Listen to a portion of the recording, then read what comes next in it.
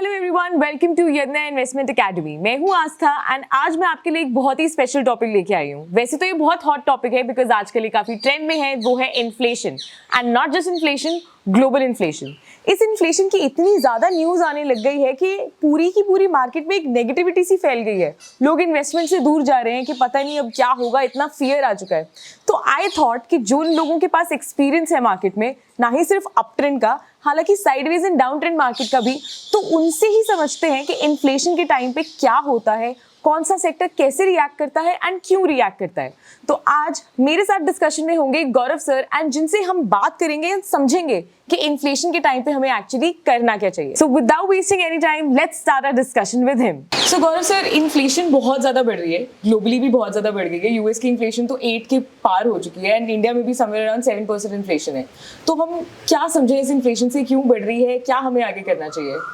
So basically से इस बार का जो इन्फ्लेशन है ना, वो एक तो ग्लोबल लेवल पे आया है। ठीक है, तो एक तो काफी डिफरेंशिएशन ये था कि बहुत ही ग्लोबल लेवल पे हमारा इन्फ्लेशन आया, और ये जो है एक सप्लाई साइड इन्फ्लेशन है। ये मेजरली इशू जो आया है वो इन्फ्लेशन कैसे आता है, डिमांड या तो बढ़े सप्लाई से ज्यादा, राइट, या सप्लाई कम हो जाए जो करंट डिमांड से, राइट। तो ये जो सेकंड केस ज्यादा है कि इस टाइम पे सप्लाई जो है वो बिकॉज ऑफ कोविड के रिस्ट्रिक्शंस हैं, और क्या कहते हैं, ये यूक्रेन वॉर और रशिया यूक्रेन वॉर के चक्कर में बहुत सारे सप्लाई जो रूट्स हैं या जो सप्लाई अलग अलग चीज़ें हैं वो रिस्ट्रिक्ट हो गई, राइट। उसकी वजह से बहुत सारी कमोडिटीज़ जो हैं जो इन सब कंट्रीज़ पे डिपेंडेंट थी, जैसे चाइना में बहुत लॉकडाउन लगा तो चाइना पे बहुत कमोडिटीज़ डिपेंडेंट हैं, रशिया पे कमोडिटीज़, यूक्रेन एक बहुत कमोडिटी मार्केट है जो बहुत एक्सपोर्ट करता है, तो वहाँ पे, और ऐसे ही ब्राज़ील वगैरह में भी वहाँ पर क्या कहते हैं, बहुत वेदर वॉज नॉट गुड,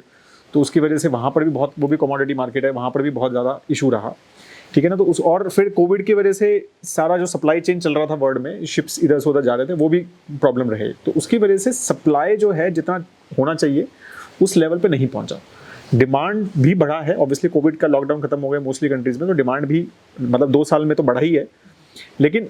ये जो है ये मेजरली सप्लाई साइड इन्फ्लेशन है, और इसीलिए ये ग्लोबल लेवल पे हिट हुआ। ठीक है, डिमांड जो इन्फ्लेशन होता है वो मोस्टली एक स्पेसिफिक कंट्री लेवल पे, मोस्टली कंट्री लेवल पे हिट होता है, क्योंकि एक कंट्री का डिमांड बढ़ा है या वो कंट्री ज़्यादा ग्रो कर रहा है या फिर करेंसी ज़्यादा उसने वो करी है, तो उसकी वजह से होता है, राइट। तो वो, और डिमांड भी बढ़ा क्योंकि ऑब्वियसली यूएस गवर्नमेंट ने बहुत ज़्यादा पैसा पब्लिश किया, तो उसकी वजह से डिमांड का भी इम्पैक्ट हुआ है, बट सप्लाई साइड इन्फ्लेशन ये मोर ज़्यादा है। ठीक है, इसकी वजह से ये इन्फ्लेशन एकदम से इतना बड़ा है, ग्लोबल लेवल पे हर जगह पे इन्फ्लेशन बढ़ा हुआ है। इवन मतलब जापान जैसा कंट्री जो है उसमें भी 1.5-2% का इन्फ्लेशन आया है, which is very very different for them. ठीक है, and I think they are happy about it, क्योंकि उनको तो इन्फ्लेशन आता नहीं है क्योंकि वो स्टेबल, हाँ, वो इन्फ्लेशन, हाँ, मतलब वो चाहते हैं इन्फ्लेशन आए कि ताकि ग्रो हो कुछ थोड़ा, क्योंकि ग्रोथ ही नहीं होती वहाँ पे, राइट। तो इसी वजह से मतलब ये जो है मार्केट्स ओवरऑल ग्लोबली ऐसे रिएक्ट किया कि एकदम से इतना इन्फ्लेशन आ जाता है, कॉमन आदमी को इम्पैक्ट होता है उस चीज़ का,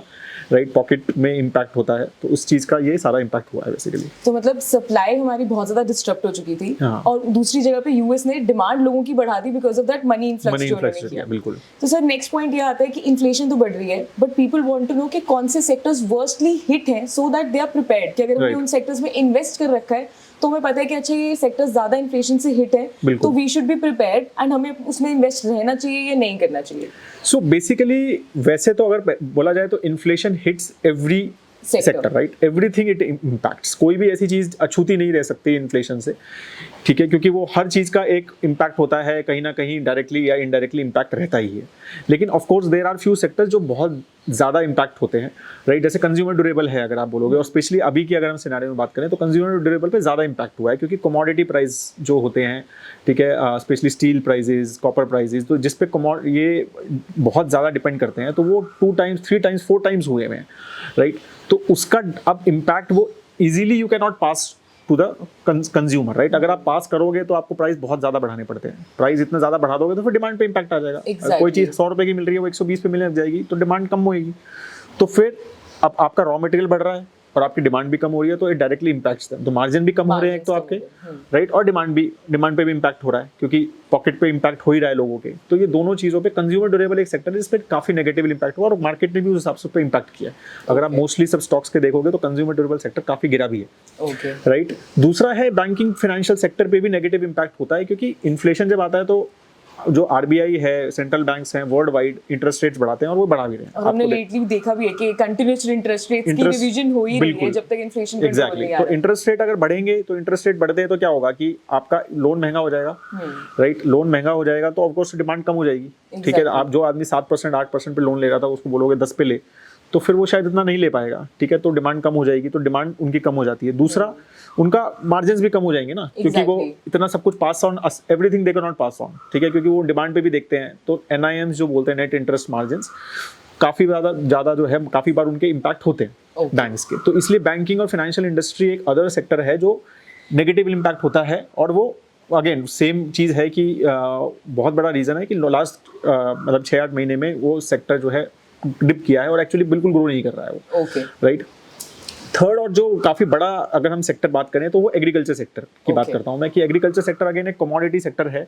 राइट। और डिमांड पे डायरेक्ट इम्पैक्ट होता है अगर आप प्राइस बढ़ जाते हैं आपके, राइट। तो इस चीज पे आपके हर चीज, आपका सीड का प्राइस बढ़ जाएगा, आपका क्या कहते हैं खेती का प्राइस बढ़ जाएगा, आपका मैन्योर का प्राइस, आपका फर्टिलाइजर, सब चीजों का प्राइस, आपका लेबर बढ़ रहा है बिकॉज इन्फ्लेशन बढ़ रही है तो लोग ज्यादा पैसा डिमांड करेंगे,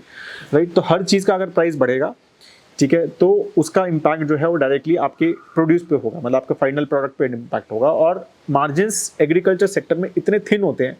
मोस्टली फॉर फार्मर्स, राइट, कि वो उसको क्या कहते हैं प्राइस को बढ़ा भी दे, मतलब बढ़ाने के बाद डायरेक्टली डिमांड पे इम्पैक्ट आता है, राइट। अगर टमाटर 20 रुपए किलो है, 25 रुपए किलो में बहुत इम्पैक्ट हो जाता है कि आपके वो उतना सामान नहीं बिकेगा आपका,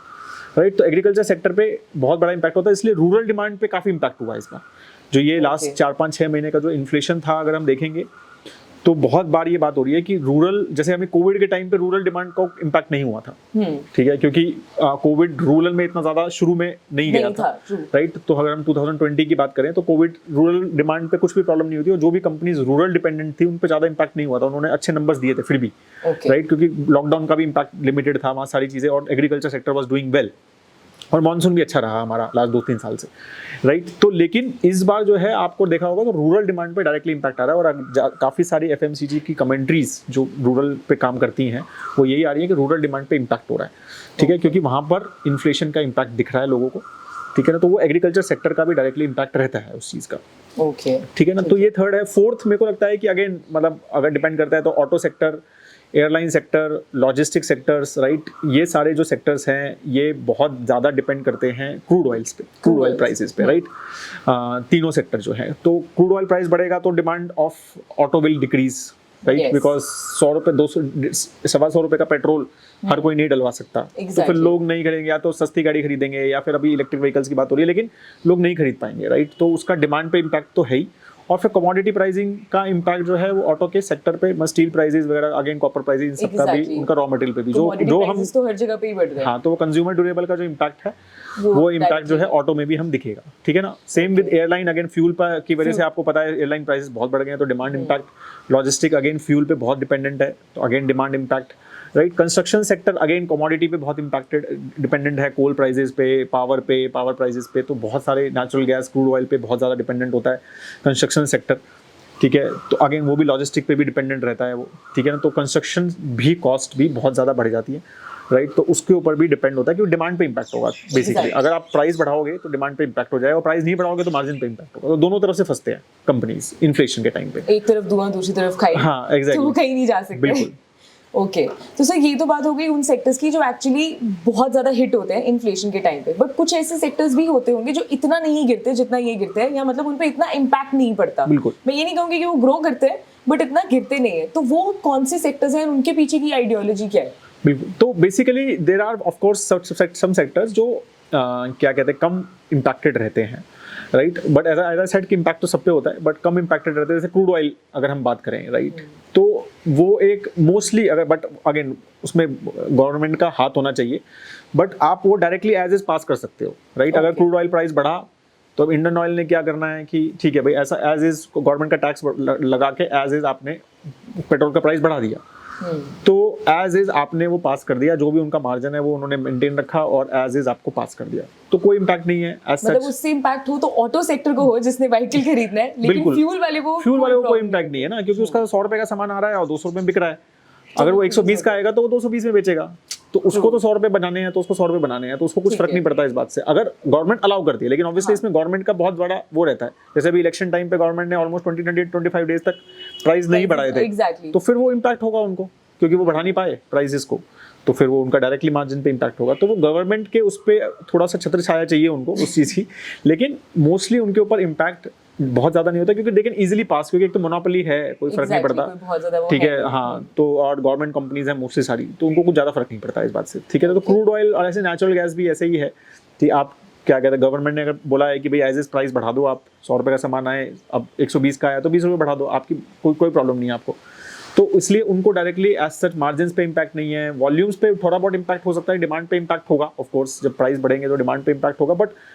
मतलब क्योंकि ये ऐसी चीज है कि एक नेसेसिटी है, राइट, क्रूड ऑयल और नेचुरल गैस। ऐसा नहीं है कि लोग खाना बनाना बंद कर देंगे, गाड़ी चलाना बंद कर देंगे, तो बहुत कम इम्पैक्ट होता है डिमांड पे कंपेयर टू, उसका डबल यूज भी है, क्योंकि वो एज अ डायरेक्ट प्रोडक्ट भी यूज होता है, एज अ रॉ मटेरियल भी यूज होता है, तो उसका उसके यूजेस कहाँ से ही कम कर लो। एग्जैक्टली, तो इसीलिए उस पे डिमांड पे इम्पैक्ट है, इट्स लिमिटेड, ओके। तो इसीलिए वो चीज़ वहाँ पर है। तो ये एक सेक्टर है। अगर हम बात करें हेल्थ केयर फार्मा पे, हम बात कर सकते हैं अगेन, मतलब जैसे मेरी दादी हमेशा बोलती थी कि यार दवाई और कि कुछ नहीं, मतलब एजुकेशन, दवाई और खाना, ठीक है, इन सब चीज़ों, ये तो सबको नेसेसिटी है लाइफ की, राइट। तो उस चीज़ की बात है कि एक इनफ्लेक्सिबल डिमांड है वहाँ पे, राइट। आप 10 रुपए में डॉक्टर के पास जा रहे हो, 20 रुपए का अगर हो जाता है प्रिस्क्रिप्शन, तो जब भी जाओगे बीमार हो गए तो, राइट। तो इसलिए हेल्थ केयर सेक्टर और फार्मा सेक्टर पे डायरेक्टली मतलब डिमांड पे इम्पैक्ट मतलब नहीं होता है, राइट। रॉ मटेरियल पे और वो मतलब पास ऑन भी कर सकते हैं अपनी इजीली, प्राइस भी बढ़ा सकते हैं, उस पर ज़्यादा इम्पैक्ट नहीं होता है। बट अगर हम फार्मा की बात करें तो फार्मा का इम्पैक्ट जो अभी हो रहा है वो इसलिए हो रहा है क्योंकि यूएस में डिमांड का इम्पैक्ट हो रहा है, क्योंकि US market is not growing, और US, Indian pharma is very dependent on US market, exactly, Indian तो एक्सपोर्ट्स पे, हाँ, तो वहाँ पर वो कंपटीशन बहुत बढ़ रहा है, वहाँ पर क्या कहते हैं, प्राइसिंग का भी वहाँ पर थोड़ा सा प्राइस वॉर भी चल रहा है, राइट। तो इसकी वजह से अगर हम कह सकते हैं तो वो एक अलग रीजनिंग है, बट इन्फ्लेशन का इन्फ्लेशन के कारण फार्मा पे इफेक्ट नहीं है, इन्फ्लेशन का कारण इफेक्ट हो रहा है तो वो किसी और रीजन की वजह से हो रहा है। हाँ, तो ऐसे एज ए सिमिलरली हॉस्पिटल्स पे भी मुझे नहीं लगता है कि हॉस्पिटल सेक्टर पे एज इज बहुत ज्यादा डायरेक्टली इम्पैक्ट होगा, डिमांड इनफ्लेक्सिबल होती है, मुझे ऐसा लगता है सर्टेन लेवल, राइट। तो मतलब और अच्छा खासा मार्जिन होते हैं उनके पास, क्वेश्चन अच्छा होता है, तो उसका इम्पैक्ट बहुत कम होता है, ठीक है, राइट। एफएमसीजी एक सेक्टर है जो वैसे इम्पैक्ट बहुत होता है, लेकिन अगर हम अपनी कंपनीज के बारे में बात करें तो क्योंकि एफएमसीजी सेक्टर के मार्जिन्स अगेन बहुत हाई होते हैं और काफ़ी सारे बहुत ही अच्छे ब्रांड्स और मोनोपोलिस्टिक ब्रांड्स रहते हैं एफएमसीजी सेक्टर में, राइट। तो उसकी वजह से क्या होता है कि वो आसानी से पैसा अपना प्राइस बढ़ा सकते हैं। अब पैराशूट अगर एग्जाम्पल लें तो अगर वो ऑयल का प्राइस बढ़ रहा है तो वो प्राइस पैसा बढ़ा देगा, क्योंकि उसका मार्केट शेयर इतना बड़ा है कि उसको कुछ फर्क नहीं पड़ रहा है, ठीक है, कि बाकी मतलब क्योंकि लोग फिर भी पैराशूट ले रहे हैं, मतलब प्राइस इनसेंसिटिव हो जाता है ब्रांड के सामने। मैगी का प्राइस 1200 रुपये से 15 रुपये हो गया, बट आई डाउट कि किसी ने इस बात के लिए स्विच किया, बहुत मतलब किया होगा, बहुत कम हुआ वो परसेंटेज कि जिन्होंने ये सोच के किया कि नहीं यार अब तो 15 रुपये की मैगी होगी, अब तो मैं दूसरे नूडल्स मतलब जो एस्टैब्लिश्ड ब्रांड्स हैं उन पे इतना असर नहीं पड़ता, बिकॉज लोग इतने ब्रांड लॉयल हो जाते हैं, उनको कोई प्रॉब्लम नहीं है वो एक्स्ट्रा मनी पे करने के लिए, एग्जैक्टली। तो इसलिए डिमांड पे मतलब इवन दो कॉस्ट उनकी बढ़ती है, दे can easily pass those cost easily to the customers, okay, because of their brand value, and FMCG has lot of good brands in India, तो इसलिए मेरे को लगता नहीं है कि बहुत ज़्यादा उनके ऊपर as such इम्पैक्ट तो एज आई सेड सब पे होता है, बट लिमिटेड रहता है इम्पैक्ट, ठीक है। फिर है IT sector, I think again IT sector पे इम्पैक्ट इस इन्फ्लेशन का कुछ खास नहीं होता है, मतलब हाँ सैलरीज बढ़ानी पड़ सकती हैं, वो एक इन्फ्लेशन का, बिकॉज सबसे बड़ा कॉस्ट उनका एक सैलरीज का कॉस्ट रहता है, 55 to 60% ऑलमोस्ट सैलरी का कॉस्ट रहता है एक आईटी कंपनी का, तो वो डेफिनेटली उनको एक अगर आप बोलोगे तो वो बढ़ सकती है, लेकिन वो अगेन इन्फ्लेशन में मुझे लगता नहीं कि सैलरीज डिपेंडेंट है। लास्ट 1-1.5 साल में आईटी की बहुत सैलरीज बढ़ी है, बट इन्फ्लेशन इतना नहीं था, लेकिन अभी 6 महीने में सैलरी 2-3 अब सैलरीज कम हो गई हैं, बढ़नी, लेकिन इन्फ्लेशन है, तो आई डोंट थिंक कि there is big correlation between salary and inflation as is, ठीक है ना। वो तो डिमांड सप्लाई का गेम है, सैलरी इंक्रीज तो आईटी का एज सच कुछ इम्पैक्ट नहीं है। हाँ अगेन सेम जैसे फार्मा का इम्पैक्ट है कि यूएस की इकोनॉमी थोड़ी स्लो हो जाएगी, तो IT again very dependent on US economy, तो स्लो हो जाएगी तो आईटी स्पेंड कम हो जाएगा, तो उसका इम्पैक्ट हो सकता है। बट इन्फ्लेशन की अगर हम सिर्फ बात करें तो मुझे नहीं लगता है कि आईटी पे डायरेक्टली इन्फ्लेशन का बहुत बड़ा कुछ इम्पैक्ट क्योंकि वैसे भी आईटी एक एसेट लाइट मॉडल है, उनके कोई फिक्स्ड कॉस्ट है नहीं, तो उनको वो ज्यादा इंकर नहीं करना पड़ता, उनकी सर्विस बेस्ड मॉडल है, बिल्कुल, तो ना काम करना कहीं पे बंद हुआ है, तो आईटी सर्विसेज तो हर जगह पे चल ही रही है, तो मतलब ये भी एक तरीके की आज के टाइम पे नेसेसिटी बन चुका है हमारे लिए। बिल्कुल। और बाकी तो यार लास्ट तो मेरे हिसाब से यही है कि कमोडिटी सेक्टर, हमने कमोडिटी साइकिल ही देख ली है पूरी, स्टील सेक्टर देख लो, ठीक है, यूटिलिटीज, पावर सेक्टर देख लो, राइट, जो कि मोनोपोली कंपनीज हैं, ठीक है, कोल सेक्टर है या कोल इंडिया, तो इस टाइप की जो कंपनीज हैं, राइट, अगर इन्फ्लेशन बढ़ता है तो they can easily pass on their cost to the customer because thin margin पे काम करते हैं वो, राइट, बट क्या कहते हैं, अभी और भी सारे डायनामिक्स चल रहे हैं वहाँ पे, ठीक है, जिसकी वजह से उनको बेनिफिट हो रहा है, बट ओवरऑल डायरेक्टली इम्पैक्ट जो है उनके ऊपर ज़्यादा नहीं होता है बिकॉज एक नेसेसिटीज़ हैं, स्टील सेक्टर है, पावर है, उनके डिमांड पे इम्पैक्ट बहुत ज़्यादा लिमिटेड होता है, बहुत ज़्यादा नहीं होता है, मतलब होगा थोड़ा बहुत इधर उधर बट ज़्यादा नहीं होता, तो एज सच उनके मार्जिन और उनकी सेल ग्रोथ वगैरह पे मतलब डायरेक्ट कुछ इन्फ्लेशन का इम्पैक्ट नहीं दिखता है मुझे। तो sir my next question to you is कि जनरली हम बहुत जगह पे सुनते हैं कि अगर इन्फ्लेशन आ गई है तो it is best time to invest in real estate, ये कितना ट्रू है या कितना मिथ है? सी रियल एस्टेट का इन्फ्लेशन से यही बोल सकते हैं कि रियल एस्टेट अगर आपके पास जैसे मतलब एग्जिस्टिंग है, राइट, तो कंस्ट्रक्शन कॉस्ट बढ़ रही है, राइट, तो ये सारी चीज़ों की वजह से हम ये बोल सकते हैं कि कंस्ट्रक्शन कॉस्ट बढ़ रही है तो रियल एस्टेट का प्राइस बढ़ाना ही पड़ेगा ना आगे जो नए प्रॉपर्टीज आएंगी। तो अगर आपके पास सपोज एक 50 लाख की प्रॉपर्टी है, राइट, और उसकी कुछ आपने 2 साल पहले ली थी, अब वो कंस्ट्रक्शन कॉस्ट सपोज 20% बढ़ गई, तो अभी जो आदमी बेच रहा होगा वो शायद उसको थोड़ा सा महंगा बेचेगा क्योंकि उसको लग रहा है यार मैं कंस्ट्रक्शन में इतना पैसा खर्च हो रहा है मेरा, एग्जैक्टली, राइट, तो उसका डायरेक्टली इम्पैक्ट है। बट अगेन रियल एस्टेट मुझे लगता है कि it has lot of other dynamics which play, inflation is a very very small part of it, right, it has lot of location specific things, right, फिर आपका वहाँ पर dynamics of corporate structure कैसा है, सिटी कौन सा है, demand supply कैसा है, अभी कोविड की वजह से बहुत नेगेटिव इम्पैक्ट भी हुआ, कुछ पॉजिटिव इम्पैक्ट प्रीमियम सेगमेंट में पॉजिटिव हुआ, लोअर प्रीमियम में नेगेटिव हुआ, राइट, रेंटल मार्केट को नेगेटिव हुआ, तो अगेन रियल एस्टेट मुझे लगता है कि एक हम उसको एक इन्फ्लेशन से, मेरे को लग नहीं रहा कि इन्फ्लेशन से डायरेक्टली कुछ एक कोरिलेट कर सकते हैं बिकॉज उसमें बहुत सारे डायनामिक्स प्ले करते हैं। तो मतलब कभी ना कभी वो वर्क कर जाएगा, कभी ना कभी वर्क नहीं करेगा, डिपेंडिंग अपॉन कौन सी लोकेशन है या कैसी प्रॉपर्टी है। हाँ, तो अभी 2012-2013 में इंडिया के 10-11% का इन्फ्लेशन था, right, but I don't think कि क्या कहते हैं real estate has increased after that much, मतलब वो तब से वैसा ही है। तो इन्फ्लेशन का directly I am not seeing as such impact, right, because on real estate has too many other things to look at, right, क्योंकि उसमें बहुत सारी चीजें होती हैं वहाँ पर जो लोग देखते हैं। तो सर नेक्स्ट मेरा पॉइंट ये कि जितनी भी आपने कंपनीज बताई, अगर ये कंपनीज का डेट क्या रोल प्ले करता है, ज्यादा है या कम है? हाँ, तो ये बहुत अच्छा पॉइंट आपने रेज किया है कि इन्फ्लेशन जो है, क्योंकि इन्फ्लेशन से जैसे मैंने बताया बैंकिंग में इंटरेस्ट रेट बढ़ेंगे तो जिस कंपनी ने डेट लिया है उसको अपना डेट महंगा हो जाएगा उसके लिए, क्योंकि उसको इंटरेस्ट ज़्यादा देना पड़ेगा, ठीक है ना, तो उसकी वजह से उसके मार्जिन्स कम हो जाएंगे, एग्जैक्टली, राइट, तो इसीलिए जो भी हाई डेट कंपनीज होती हैं उसके लिए इन्फ्लेशन काफी नेगेटिव इम्पैक्ट कर सकता है क्योंकि उनके इंटरेस्ट पेमेंट्स बहुत ज्यादा जाने लगेंगे। बिल्कुल, एग्जैक्टली, चाहे वो इररिस्पेक्टिव ऑफ द सेक्टर है। अभी क्रूड ऑयल हमने बात की कि इनके ऊपर ओवरऑल एज अ बिजनेस कम है, लेकिन अगर कोई ऐसी क्रूड ऑयल कंपनी है इसमें बहुत हाई डेट कंपनी है, उसने बहुत बड़ा डेट लिया हुआ है, राइट, तो उसके ऊपर भी बहुत नेगेटिव इम्पैक्ट होगा क्योंकि उसको वो नेट डेट क्या कहते हैं, जब उसको पैसा अपना प्रीमियम पैसा देना है अपना, तो उसको बहुत महंगा मतलब वो महंगा हो जाएगा, ठीक है ना, तो उस वजह से उसको डेट सर्विसिंग में पैसा ज़्यादा लगेगा, तो उसका जो कॉस्ट है, जो उसका मार्जिन्स है वो और कम होते रहेंगे, तो बेनिफिट ऑफ मार्जिन उनको नहीं मिलेगा क्योंकि काफी जो अमाउंट है वो इंटरेस्ट पेमेंट पे जाने लगेगी। तो debt free companies always makes more sense because inflation में जो डेट फ्री कंपनीज है उनके ऊपर इन सब चीज़ों का कोई इम्पैक्ट नहीं है, एक्स्ट्रा बर्डन कुछ नहीं है उनको, एटलीस्ट ये वाला बर्डन नहीं है उनको, बस अपना रॉ मटेरियल और क्या कहते हैं कस्टमर्स देखने हैं, तो उस पर ज़्यादा फोकस करना है उनको, डेट पे फोकस नहीं करना। ओके, तो हमें ये पता चल गया कि कौन से सेक्टर्स वर्स्ट हिट है, कौन से सेक्टर्स पे इम्पैक्ट इतना ज्यादा नहीं पड़ता। अब इतना ज्यादा सर नेगेटिविटी फैल गई है बिकॉज ऑफ इन्फ्लेशन के, मार्केट में लोग घुस नहीं रहे हैं, इन्वेस्टिंग में लोग ध्यान नहीं दे रहे, तो ऑलरेडी जो एग्जिस्टिंग इन्वेस्टर्स हैं उन्हें क्या करना चाहिए ऐसी सिचुएशन में? मतलब मेरा तो हमेशा हमारा व्यू तो यही रहता है कि यार अगर और नहीं डाल सकते तो मतलब SIPs अगर चल रही हैं तो कंटिन्यू करो, क्योंकि हमारा 5-7 ईयर्स का होराइजन है। आई एम श्योर अब आप इक्विटी में इन्वेस्ट कर रहे हैं तो एटलीस्ट 5+ ईयर्स के होराइजन के साथ कर रहे हैं, ये चीज़ें तो चलती ही रहेंगी, राइट, तो there is no end to this, ये हर बार हर 2-3 महीने में कुछ नया चीज़ आएगी,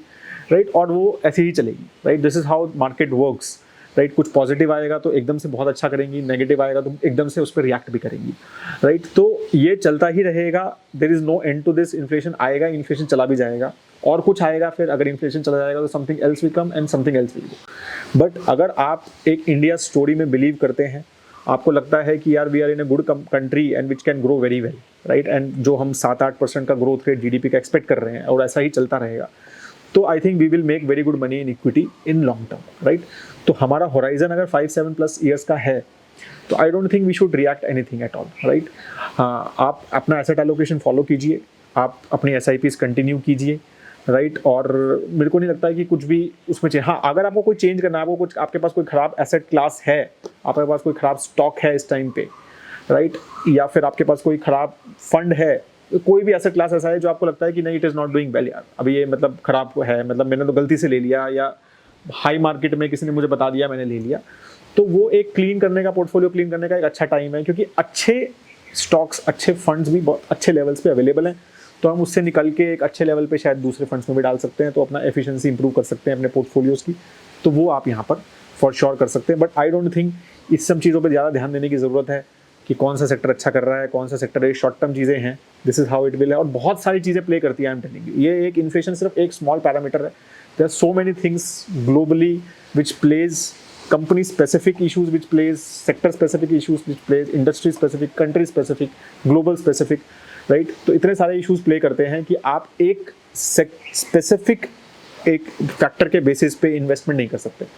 ठीक है। So then you will always lose money. अगर आप ये सोचोगे नहीं हो रहा है तो मैं इसकी वजह से इस सेक्टर में करता हूँ, तो that is a wrong approach according to me, because there are so many things which play. आप एक लॉन्ग टर्म होराइजन के हिसाब से देखो, ये अच्छा सेक्टर है, ये अच्छी कंपनी है, उसमें करो, that's how you should work. Basically, I believe that there are a lot of other countries which are counting on Indian developing economy. बिल्कुल। Because इतना अच्छे स्टेज पे हमारी इकोनॉमी है, so if they can count on us, तो हम अपनी economy तो बने रह ही सकते हैं to have those better returns. Yes. तो ये थे गौरव सर जिन्होंने हमें एक्सप्लेन किया कि इन्फ्लेशन के टाइम पे कौन से सेक्टर्स ज्यादा हिट लेते हैं एंड कौन से सेक्टर्स इतने भी बुरे इम्पैक्ट नहीं होते या उन पे असर थोड़ा कम पड़ता है। तो आप अगर इनमें से किसी भी सेक्टर में इन्वेस्टेड है तो now you know the ideology behind it कि इन्फ्लेशन के टाइम पे उन सेक्टर्स के साथ होता क्या है। बट अगर आपको जानना है कि मुझे कौन से सेक्टर्स में इन्वेस्ट करना चाहिए, मैं कौन से स्टॉक में इन्वेस्ट करूँ, अगर आप एक न्यू इन्वेस्टर हैं, या जैसे कि सर ने एक्सप्लेन किया कि अगर आप बुरे एसेट क्लास में फंस चुके हैं एंड उसको एग्जिट करके आपको किसी नई जगह पर जाना है, तो please be part of a model portfolios, because इसमें एक एक स्टॉक हर एक मार्केट की सिचुएशन को ध्यान में रखकर ही